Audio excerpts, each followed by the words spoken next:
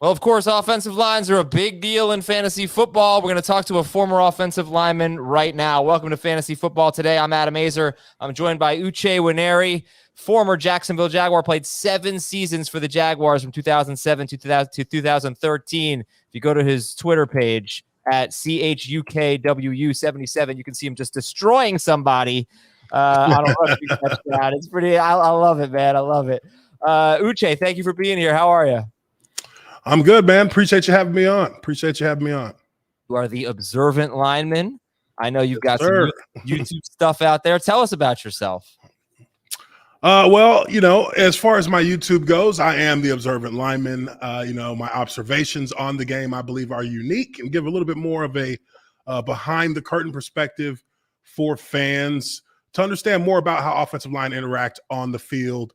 What a lot of the techniques that we use are developed for, like what the purpose of the O-line is outside of just, people saying that we push people around. We actually do have a lot of chemistry that's required to have a successful offensive line. And there's a lot of teaching of football from a conceptual standpoint that actually allows for, the concepts that you see to be executed well on Sundays. And that's why the offensive linemen are generally the smartest individuals on the field on Sunday. I'm guessing a lot smarter than the defensive linemen, right? Yes, those guys are just taught to chase the ball, just chase like dogs. You throw a tennis ball and the dog chases it. That's what defensive players generally are special. What they specialize at on Sundays, but a little bit more cerebral with the offensive lineman. We have to think through things. We have to consider different scenarios and adjust accordingly on the fly. So, definitely is something that we have over our counterparts on the other side of the ball. All right, give me an example of you thinking through something, playing through scenarios, and adjusting on the fly. What would that look like in a game? Well, for an offensive lineman, you get to the line of scrimmage and you take a look at the front. A lot of things begin with understanding what front you're going against. Is this an over? Is this an under? Is this a bear front? Are they running 2-3 techniques? These are things that can tip you off to a lot of different tricks that defenses try to use to outsmart the offensive lineman. But generally, we work in unison to kind of put these puzzle pieces together, figure out what defenses are doing. A lot of times we're looking at safeties. We may be looking at the lean or the alignment of linebackers on the second level. They can give away some of the details of the defensive plays at times. There's a lot of things you have to consider, and that's just in the passing game. In the run game, you've got B blocks, you've got A blocks, you've got chip blocks, you've got double teams. You've got to know when you're going to need to have presence for your fellow lineman who's next to you. Everyone has to depend on the next man over to do their job and to understand what scenarios are present and how we would react to those in the moment on the field. So a lot of things going through your head that you kind of almost have to just rely on your instincts to be able to understand how to, process that kind of stuff before the snap of the ball. Don't see that too much with defensive linemen. I can assure you that. I do want to get the best offensive lines in football and what you think. I do have to ask this question or I'm going to forget. Always wanted to know. How much trash talk is there in the trenches? Okay, so, and excuse if you hear my lawn guys out there cutting the lawn, but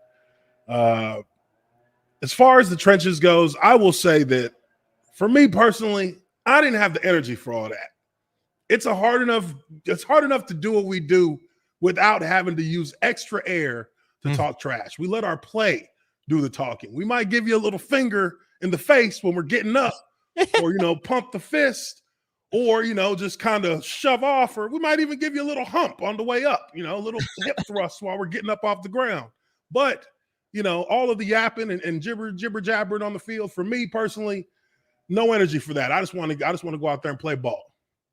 All right, so let's go out there and let's talk ball here because we love attaching ourselves in fantasy. We love attaching ourselves to teams with good offensive lines.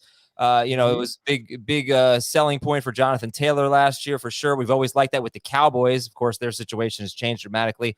But yeah, we can talk about that for sure. But I know you have a top 10 list. You want to tell us top 5? You want to tell us all 10? You reveal to us some of the best lines in football. Well, I came prepared. I had a top 10, a fully comprehensive breakdown of my top 10, but I think the back half of the top 10 in my mind is interchangeable. Each team is interchangeable. So I'll kind of just give you my 10 through 5, and then we can do a breakdown of my 4 through 1s. I guess that kind of would streamline things a little bit because I can get long-winded when I get to talking about technique. So at number 10, this is a team that I thought would rank a little bit higher after watching some of their film, and just looking at some of the changes that are being made this year, some of the gains that they've had. The Chargers come in at number 10. Now, the anchor of their O-line to me is Rashawn Slater. He is a guy who played excellent last year. He was second team All-Pro, finished 4th overall in the Offensive Rookie of the Year standings. But he's the anchor of a line that is solid in the tackle position, but their interior 3 may be a little bit questionable. I thought they would rank higher, but looking at their film, I was kind of shocked at what I was seeing in some instances, just that they didn't have consistent, just kind of a solid interior 3. You always need a solid interior 3 to provide the depth of the pocket. And, if you don't have that depth set, then it doesn't really matter what your tackles do. If they get run up the field, your quarterback steps up into a sack. So with the Chargers, I saw too much of that in their game film. I thought I would have them ranked higher here, but I have them at 10.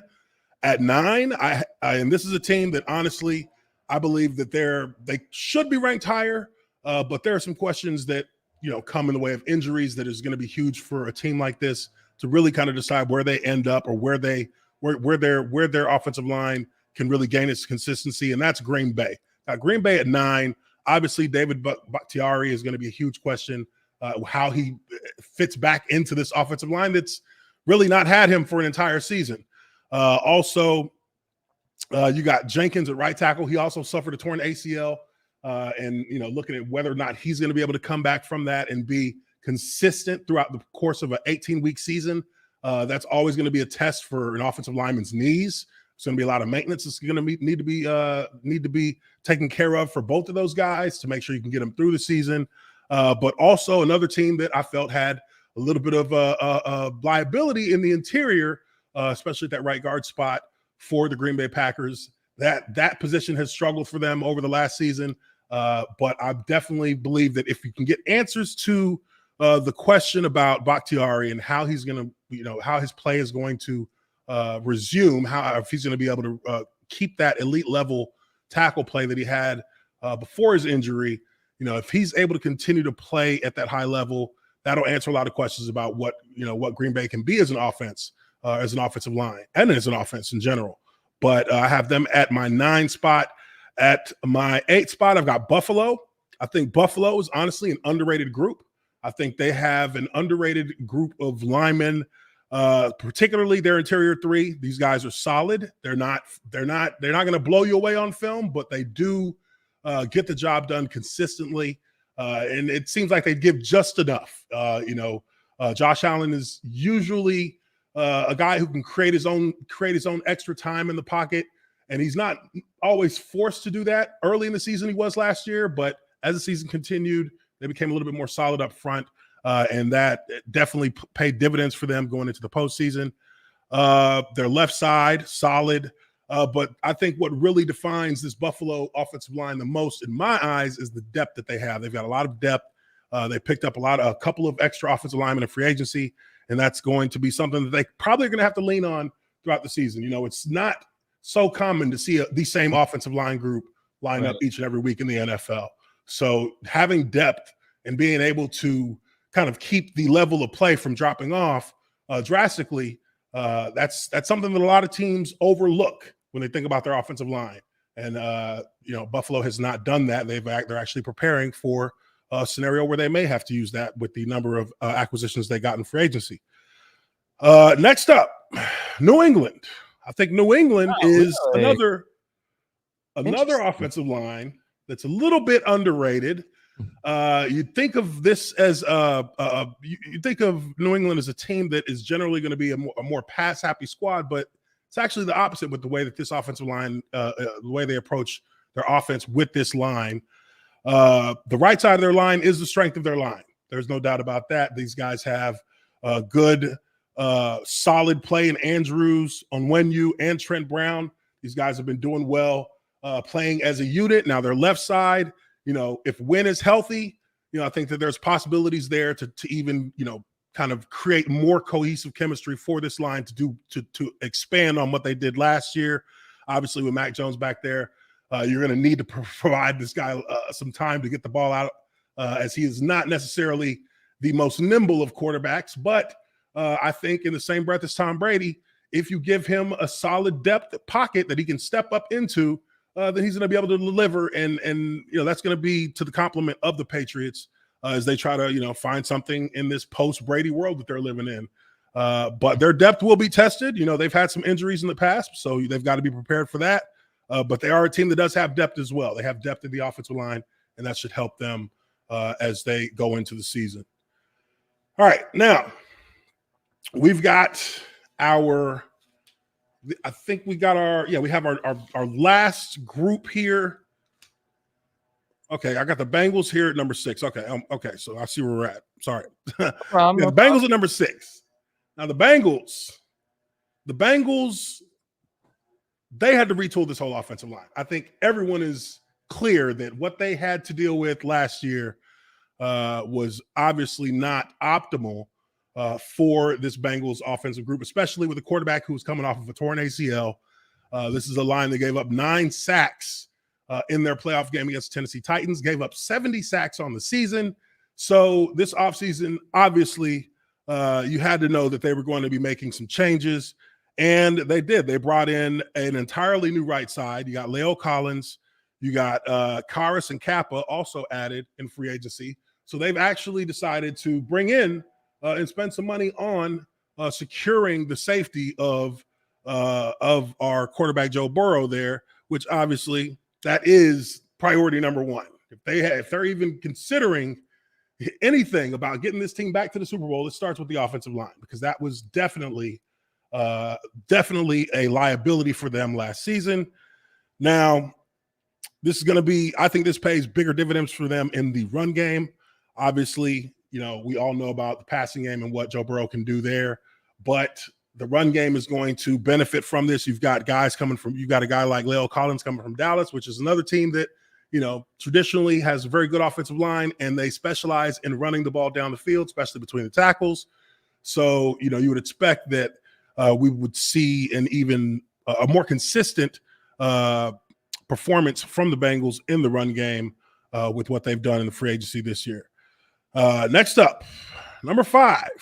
And I struggled between putting these guys in my top, inside the top 5, or whether or not it was going to be them or the Bengals because of the Bengals additions that they made this year. But I believe the Colts are the 5th best offensive line in the league going into the 2022 season.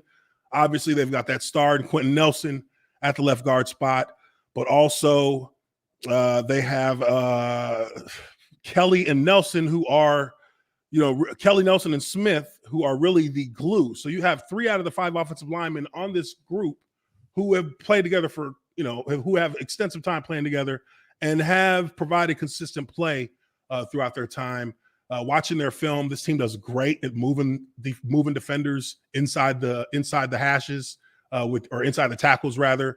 They do a great job of moving guys on the inside, but also the tackles do a great job of widening defenders who are rushing up the field on them. They don't necessarily give up a ton to the inside that can collapse the pocket quickly. Nelson, obviously, you have him matched up a lot of times with the best defensive tackle, and he pretty much dominates. So it's not really a matter of what this offensive line is missing. It's rather, can this offensive line stay healthy, which is usually always a question. Left tackle spot is a position that's going to need to be solidified as well. But this should be, pretty much another year in the office for this offensive line. They've got Jonathan Taylor back there in the backfield, so they're going to be threatening to be, the top in the league in rushing. And again, for me, I feel like with what they've done and over the past 2 seasons, and the kind of work that they had last year with Taylor, you got to have them in your top 5 going into 2022. Now, my number four is one that I didn't expect. I didn't expect these guys to be as solid as they were. I guess they kind of flew under the radar for me last season, but watching their film, I mean, it looked pretty good. It looked really good. That's the Detroit Lions. The Detroit Lions. Yeah, Ragnow. That might be like kind of a shock to people, but they're pretty legit up front for sure. Yeah. Detroit Lions are they have one of the best O-lines in the league, without a doubt. If you watch any of their film, you see guys who play with an identity, and I feel like they play with that identity of their head coach, of Dan Campbell. I think they really do take after his kind of physical gritty attitude. I think that is displayed in them pretty often on the film. They play with a little bit of nastiness. Ragnow is one of the top centers in the NFL. Decker and Sewell. Yeah. These two are one of the best tackle tandems in the NFL. These guys have a consistent level of play that you really don't see. You don't really see it change, and the intensity of it, I think, really has been something that's noteworthy that I didn't necessarily expect coming out of Detroit. You got Big V, the Hawaiian tank at right guard, who is just, this guy is solid. This guy reminds me of Vince Manuwai, who's our left guard in Jacksonville when I got into the league my rookie year. This was a guy who he played with explosive leverage, good speed, solid in the pass game, but really a road grader. So that is something that has a little bit of an underrated value in today's NFL. That's pass heavy or pass happy. But I really do think that Detroit, with the backfield that averages 2.5 yards before contact, that's huge. That means he's 2 yards past the line of scrimmage before the first defender touches him. And when you have that kind of push coming from your offensive line, it opens up the offense substantially. It opens up a number of possibilities in the play action, in the pass game. The redirects, counters, traps, powers. You can pretty much run the gamut when you're able to keep defenses from, penetrating into the backfield. And this is what the Detroit Lions show on their film on a regular basis. Now, it's time for our top 3. Yeah. Now, these top 3, I believe they're interchangeable as well. I think anyone can make an argument that any one of these teams in this last 3 can be number 1 in the NFL as far as offensive lines go. But this third team for me, I believe that I'm giving them a little bit of grace here, and I'm actually giving them a little bit based on the flashes that I've seen on film, because it hasn't been consistent, but it has been flashes of brilliance and the potential to be an elite offensive line in the NFL, the Cleveland Browns. Now, I was really in suspense there. I didn't know where you would go with that one. All right, Cleveland Browns, number 3. Cleveland Browns. Now, a lot of people have bought into this notion that Cleveland is, that they have, that they're one of the best, if not the best, offensive lines in the NFL. But this is the thing about Cleveland.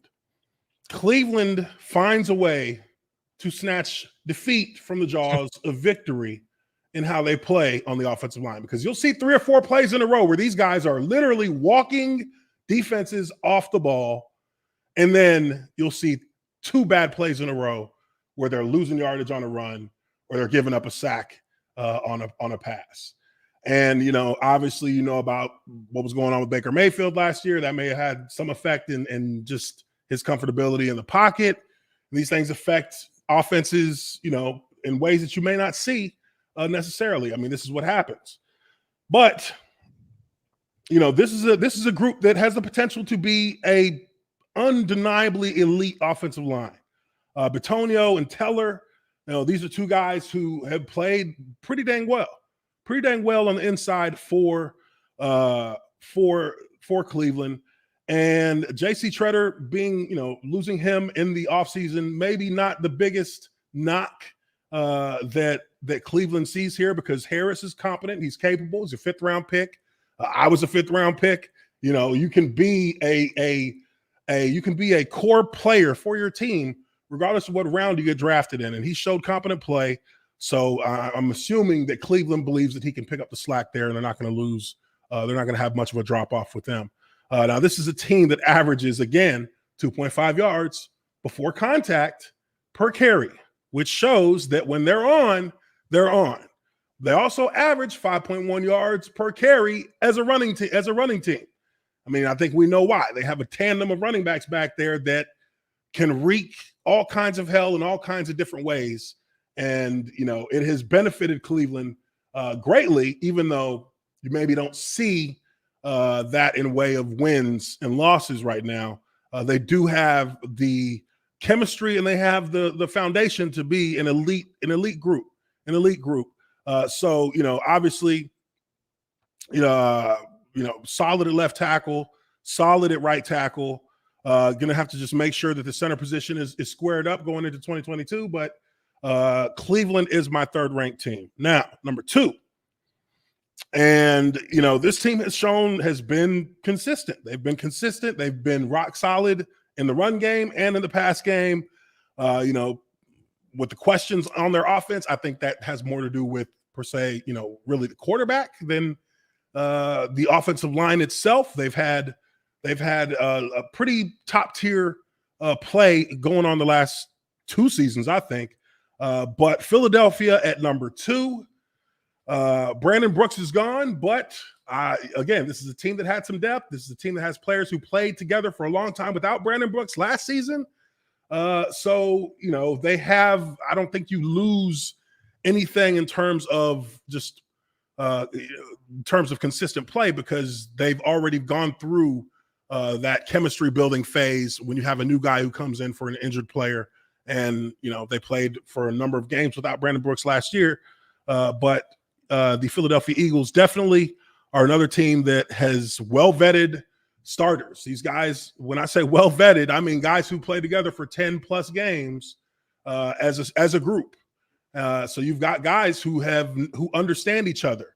When you have guys who play, especially in no other position like the offensive line, when you have guys who can play together as a group consistently without the interruption of injuries, then, you know, the chemistry and just the ability to read each other's playing mannerisms, that benefits you so much. I can look at my tackle and know when he's expecting me to be there for help on a slide protection. I can feel when my guard is getting ready to push up to the second level on a double team. These are things that are more just things you feel. It's hard to explain it because it's really almost a connection mentally on the field. You just know when you got to go for your guy. You know when there's going to be need for something there. You know, it's crazy. I mean, as a player, it's hard to explain because it's really just a feeling. But this is a group that has that because they've played together for they've had one unit out there so consistently in the last season that you see that in them. That's why there's a little they react a little bit quicker to a game stunt than say Green Bay would. You know, they react quicker to slide and pick up the edge of a blitz than the Chargers would. So it's evident, and these are the differences that you can see between a team in the top 5 and a team in the back 5. Now I gotta say, before you unveil number 1, I gotta say I really don't know who it's gonna be. I think I know, but I have a little bit of suspense here, so I have a feeling of who it's gonna be, but it's gonna be a bit of a surprise. I feel like, but who's number 1? All right, so number 1, and I can. There might be a little bias in this, and let me explain myself before I tell you guys. The Jaguars. If only. Yeah. But I got to watch an extensive amount of film on this team, mainly because in my 7 years in Jacksonville, 6 of those years, I had this offensive line coach. So I know him personally, and I see the technique that he teaches, and I see how they use it, and I see many different things that it just shows why this unit, regardless of who is there, always tends to be a successful unit. And that's the Kansas City Chiefs. Yeah. Kansas City Chiefs, as a unit, coached by Andy Heck. Andy Heck is an elite level offensive line coach. This is a coach who has retooled this offensive line completely. And in a year, already had one of the best units in the NFL in 2021. Took a couple games for them to get synced chemistry-wise, but he rallied them together. They played exceptionally well throughout the majority of the season. And their quarterback constantly has one of the longest amounts of time in the pocket to pass the ball year in and year out. And that's been with a number of different pieces in place over the last 7 years, 8 years in Kansas City. You look at their interior three especially, and that is something that Andy Heck is especially keen at coaching his offensive lines to do, is to be technically sound in the fact that you have the interior three providing for the depth and the tackles providing for the width of the pocket. Watching their film, and I promise anybody who watches them on Sundays, you get a chance to look at their film or rewatch their games, just pay attention to the interior three. Their interior three rarely give up pressure on Patrick Mahomes. Thuney at left guard. This is a guy who plays in Andy Heck's scheme and the way that their blocking is taught. The left guard that's your big play guard. Your right guard is your power guard. Your left guard is your big play guard. And, this interior three works cohesively as a unit. The center is very consistent in how he helps to both sides of the offensive line, depending on the way that the pass protection is set up.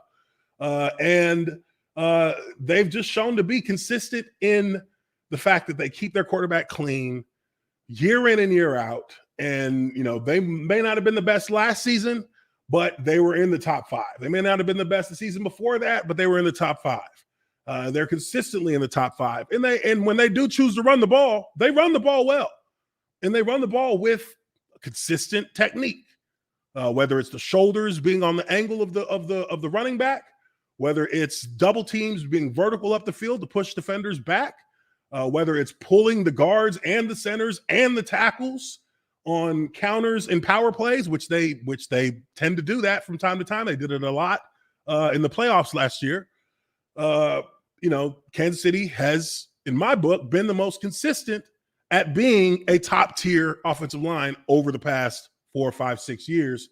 And just based on what they did last year and what they were able to do with a completely retooled line, I think that they continue with that. And I think that's enough for me, knowing what I know about the coach, to look at them and say, okay, yeah, I can live with them being the number 1 offensive line in the league going into the season. But again, like I said, these top 3 are interchangeable, and there's a good argument for any one of them to be number 1. So in my eyes, it's not something that's written in stone, but it's just me giving you guys my take, my perspective. But there's some framework there for you to work with if you think differently. All right, that was really, really interesting stuff. So you got the Chiefs 1, the Eagles 2, the Browns 3, the Lions 4, Colts 5, Bengals 6, Pats 7th, 8th is the Bills, 9th the Packers, and 10th will be the Chargers.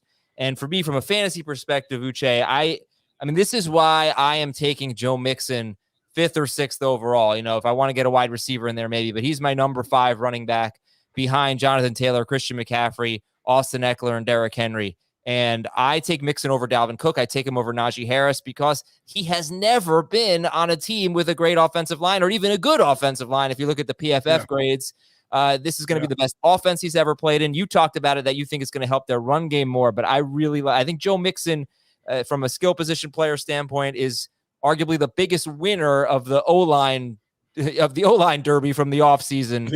Yeah. So I assume you'd be excited about him as well. Yeah. Joe Mixon, obviously an excellent running back, plays exceptionally with the bad line year in and year out. And now he gets an opportunity with a much improved setup in Cincinnati. Of course. Yeah, definitely. All right. What about Miles Sanders? I mean, you think the Eagle, like, how do you see the Eagles running game? Miles Sanders, by the way, practicing today for the first time in 2 weeks, basically. I can't quit Miles Sanders. I think he's so talented, and with arguably the best offensive line in football, it could be great. And I guess a more general question, how much does the offensive line impact a player? Does it take a good player and make him great? Does it take an average player and make him good? What's your take on that? Well, look, the offensive line is the engine. It's the engine to the car. So I think personally, it's more about philosophy than the individual.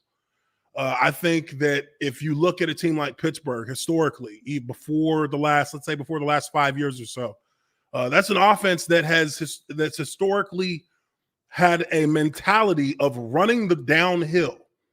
And, there's a difference in how a team looks when they have an identity as a running team and when they have an identity as a more open field, pass the ball, swing it to the running back out of the backfield type team. You just see that their offensive lines actually look different in those looks. Like, again, you look at the Kansas City Chiefs, they pass the ball a lot. They run the ball some, but they pass the ball a lot. You can see that when they're in that passing mode, it's harder for them to get into the run game because they're not really downhill. It's more of a changeup. But if you look at a team like, I use them because it's, just the quickest example that comes to my mind. You look at the Tennessee Titans. The Tennessee Titans don't look comfortable passing the ball. They don't look very comfortable having to pass set over and over and over because the guys that they have there are built the identity of that offense is built behind running the ball downhill with a massive running back. And when they run the ball, you see a surge because that is what they're in their comfort zone. That surge is consistent regardless of how many times they've run it. The surge is consistent, and even without having the best run blockers per se on their team, the identity of running is evident in how they play the game because everything about that team moves in waves. When they pass the ball, they're usually passing as a changeup or out of necessity, but they run the ball as a mood setter, as a tone setter, as an identity giver. And so they look different.